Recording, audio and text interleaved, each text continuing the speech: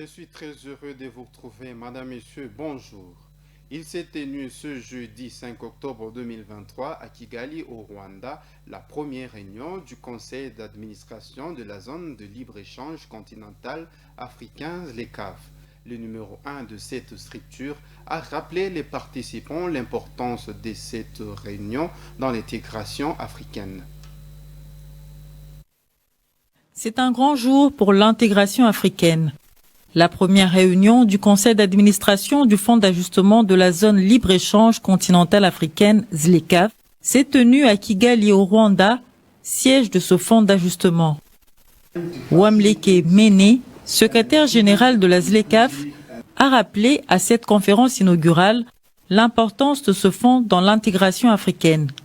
C'est un premier fonds lié au commerce que l'Union africaine met en place.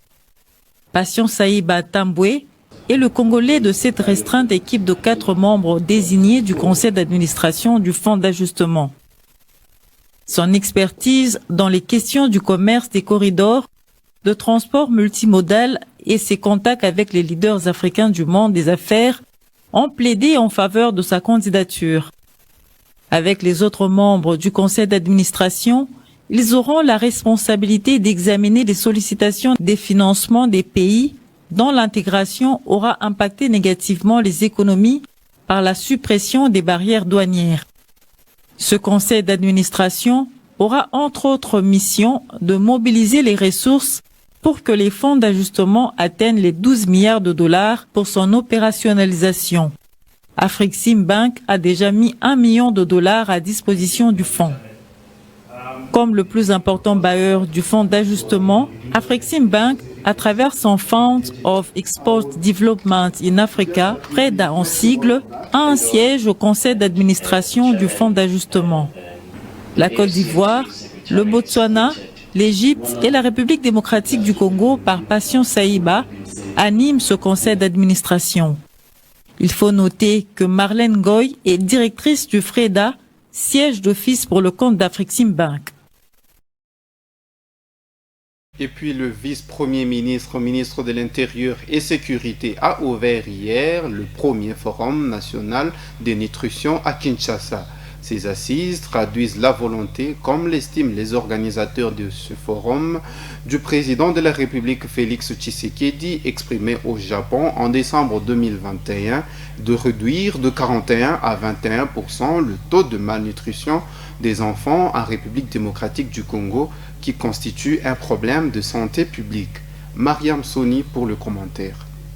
Kinshasa abrite depuis ce jeudi 5 octobre le premier forum national de nutrition. Organisé sous le haut patronage du chef de l'État Félix-Antoine Tshisekedi, ces assises traduisent la volonté du président de la République démocratique du Congo, exprimée au Japon en décembre 2021, de réduire de 41% à 21% les taux de malnutrition des enfants en RDC, qui constitue un problème de santé publique. C'est le vice-premier ministre, ministre de l'Intérieur et Sécurité, qui a ouvert ces assises représentant le chef de l'État Félix Tshisekedi. Selon les statistiques, environ 16 000 enfants meurent en RDC par an à cause de la malnutrition. Organisé par le ministère de la Santé à travers son programme national de lutte contre la malnutrition, structure spécialisée du ministère de la Santé, ces assises de 3 jours ont entre autres pour objectif l'amélioration quantitative et qualitative alimentaire pour les enfants, l'obtention de l'engagement du gouvernement et ses partenaires à lutter contre la malnutrition et mener les plaidoyers auprès des partenaires techniques et financiers. Prenant la parole à ces forums, le patron du secteur de la santé, Dr Roger Kamba, a appelé les participants à travailler avec abnégation afin de doter les pays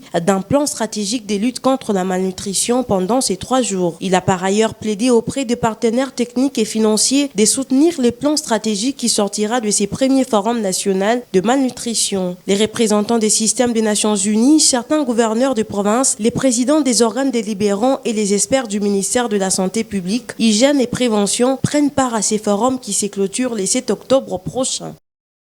C'est la fin de ce bulletin d'information. Merci infiniment de votre attention. Je vous laisse en une bonne compagnie de nos programmes, espérant vous retrouver demain.